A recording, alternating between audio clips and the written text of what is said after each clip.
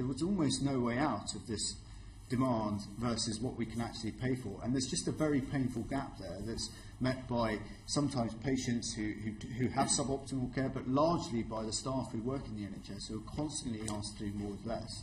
What's the strategic answer here? Because we can be sat here in 5 years' time saying, well, yeah, more money for next year and the year after.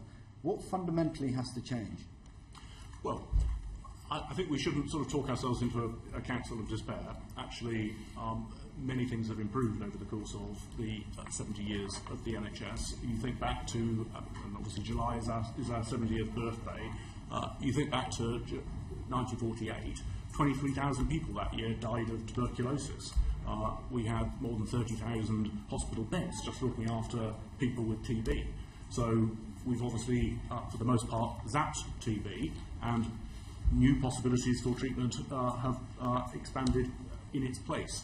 But there are some broader changes that would make a big difference to the future demand profile in the NHS, one of which is the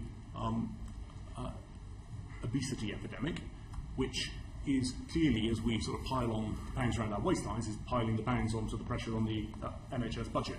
And we see that particularly with conditions such as type 2 diabetes. I mean, even over the last year, we've got 100,000 more people with type 2 diabetes, principally linked to obesity. So the action that's been taken on child obesity, on reformulation, on our food environment, so all of these things, not this week, next week, the week after, but I think to your question, Johnny, sort of looking out over 5 years, 10 years, 15 years, in just the same way as we've had a huge dividend from smoking reduction.